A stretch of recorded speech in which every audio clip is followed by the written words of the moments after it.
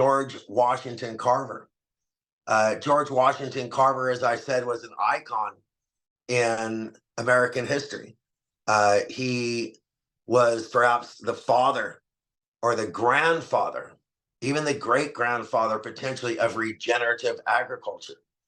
And, he, in my opinion, is one of history's giants, one of America's giants, one of agricultural giants, in the form of being a hero. If you don't know much about him, I wanted to share some facts about his life. He was born into slavery. And was one of the first. He was one of the first farmers one of the first former slaves to obtain a Bachelor of Arts degree, and then went on. He went on to achieve so much more than that. And so, if you look at his history, he was born in the 1800s. Almost 150 to 200 years ago, and being born into slavery did not hold him back. He went to school, he studied, he became a leading advocate of certain agricultural practices, and then he actually became a professor at Tuskegee University, an all-black university with an all-black teaching, professors, and he taught agriculture there. With an advanced degree, after having, again, been born into slavery. And so, just such an example of what you could make of yourself, regardless of where you start, regardless of what life has put upon you, that you could achieve anything. Now, why do I think he's so amazing? Well, there's a few reasons. One is, he was born into a time and was thrown into the midst of what we call one of the most troubling times in American agriculture. The Dust Bowl and droughts had really exposed the weaknesses of this mono agriculture and this tillage, what most people were doing to grow crops, destroying the topsoil, and creating the conditions for topsoil erosion. Well, he introduced things that we take for granted now as being intelligent, things like crop rotations, things like putting cover crops, things like doing regenerative practices by adding certain elements to the soil, by creating complementary crops. One year grow this, the next year grow that, nitrogen fixing crops to help return, nitrogen to the soil, using green manure techniques, and such, to attract earthworms into soil, create even more nitrogen. So he was instrumental in creating the blueprint for what could be the answer to the same problems facing us today.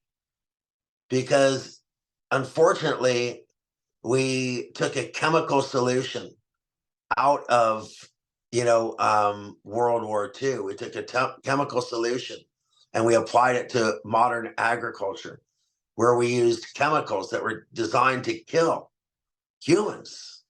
And we started using them to kill weeds and organisms. And of course, they never stopped killing humans because they became intrinsic in our food supply. So now more than ever, we look back to the lessons taught to us by George Washington Carver. Now more than ever, we look back for inspiration in this, time of great need, this time of desperate need, when our current agricultural practices could be the solution. They could be the solution. Now we look at, regardless of how you feel about climate change, I want to share with you a real solution to capturing CO2 in the air. Regardless of what's the cause of it, there is excess CO2 in the air. It's causing some issues with our weather. Well, did you know that regenerative agriculture actually sequesters more than 10 tons of carbon per acre per year? And if you have these 1,000-acre farms, 10,000-acre farms converted to regenerative agriculture, then you could literally be offsetting the carbon footprint of a small city.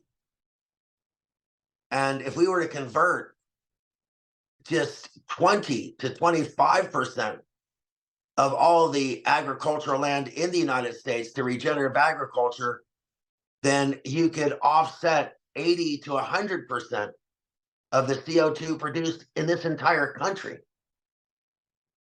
And in a revolutionary discovery, if you were to add nothing more than ground rock dust to that same land at pennies an acre, you could virtually double that sequestration of CO2. So, inspired by George Washington Carver, on this final Wednesday of Black History Month, we have to give homage, we have to give respect, and we have to basically get back where we came from.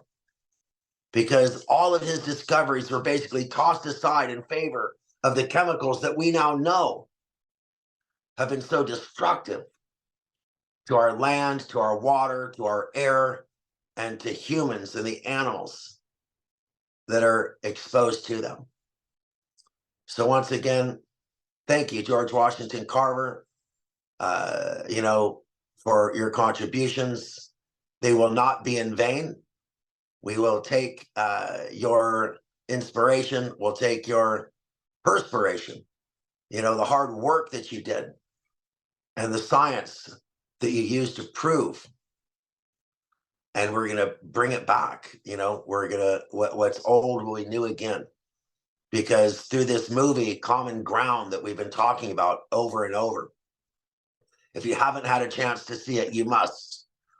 It will describe and explain much of the things that I'm talking about in regenerative agriculture. You can see Kiss the Ground as well right now, streaming on Netflix or some other, and then see Common Ground coming up. If it's not already available, I think it will be. Don't get it confused. Make sure it's the Common Ground that is about regenerative agriculture. It's a name that's been used for a few different films. So don't download the wrong one and think there's some hip hop film by the same name. So be careful. Not that it's a bad thing, just telling you.